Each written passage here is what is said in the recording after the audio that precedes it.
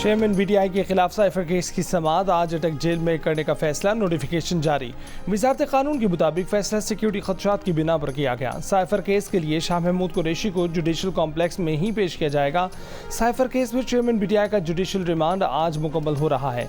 Cipher case की समाअत जज अबुल हसनात ज़ुल्करनैन करेंगे।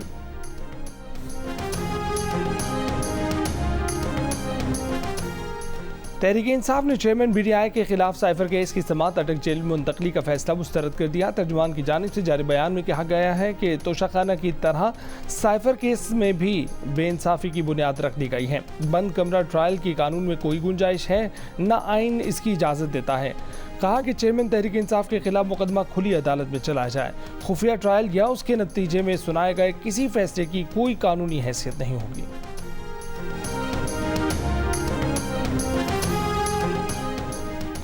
निगरान वज़ीर दाखिला सरफराज बुगटी ने कहा है कि चेयरमैन बीटीआई की तोशाखाना केस में सजा मअतली के बाद साइफर केस में जुडिशल रिमांड पर जेल में रहना आम सी बात है। पूरे पाकिस्तान में ये प्रैक्टिस है कि अगर आप एक FIR में बरी हो जाएं तो आपका दूसरी FIR पर ट्रायल शुरू हो जाता है। प्रोग्राम आज शाहज़ेब खानज़ादा के साथ में गुफ्तगू।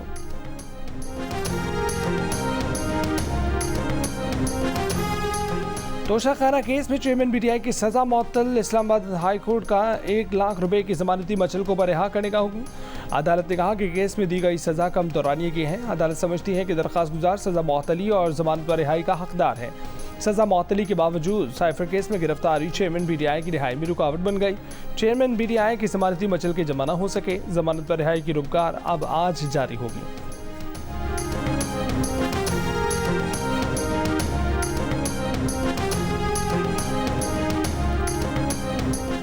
इलेक्शन कमीशन का चीफ सेक्रेटरी खैबर पख्तूनख्वा नदीम असलम चौधरी को हटाने का हुक्म। सेक्रेटरी एस्टेब्लिशमेंट को बरास्ते में लिखा कि चीफ सेक्रेटरी खैबर पख्तूनख्वा साफ शफाफ मुनसिफाना आम इंतखाबात के लिए दरकार मुआवनत फराहम नहीं कर रहे।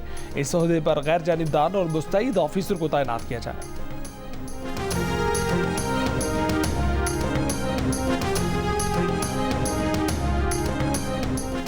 पशीन के इलाके सुरखाब में CDD की कार्रवाई। फायरिंग के दबाते में कालदम तंजीम की 4 मुबैना हमलावर हलाक।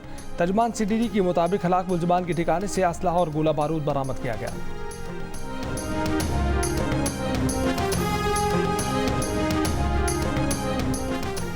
कराची की शारा फैसल पर आयशा भवानी कॉलेज के करीब शेर आ गया। शेर को डॉक्टर के पास ले जाया जा रहा था। वो गाड़ी की पिंजरे से निकलकर बाहर आ गया। शेर करीबी इमारत की बेसमेंट में चला गया। एक गाड़ी के नीचे जाकर बैठ गया। कई घंटे बाद शेर को पकड़कर चिड़ियाघर मुंतकिल कर दिया गया। शेर के मालिक, गाड़ी के ड्राइवर समेत 3 अफराद को हिरासत में ले लिया गया। मालिक शम्स अहमद ने बताया है कि बीमार शेर को डॉक्टर के पास ले जा रहे थे। वो गाड़ी के पीछे बाइक पर था। इंस्पेक्टर वाइल्ड लाइफ ने बयान को मशकूक करार दे दिया। कहा कि शेर बज़ाहिर बीमार नहीं दिखाई दे रहा, जल्द असल हक़ाइक़ सामने आ जाएंगे।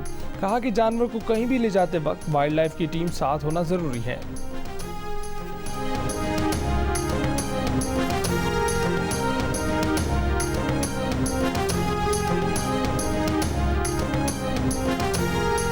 हथनी मधुबाला को सफारी पार्क मुंतकली के लिए खसूसी कंटेनर कराची चिड़ियाघर पहुंचा दिया गया। खसूसी कंटेनर इस्लामाबाद में तैयार कराया गया।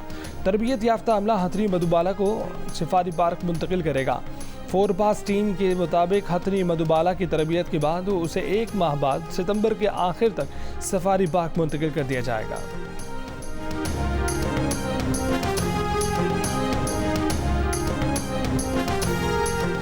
और Asia cup one day cricket tournament का आज से पाकिस्तान में आगाज़ होगा। पहले मैच में पाकिस्तान और नेपाल की टीमें मुल्तान में मद्दे मुकाबिल होंगी।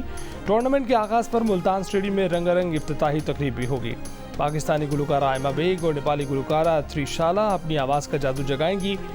आतिशबाजी का मुजाहरा भी किया जाएगा।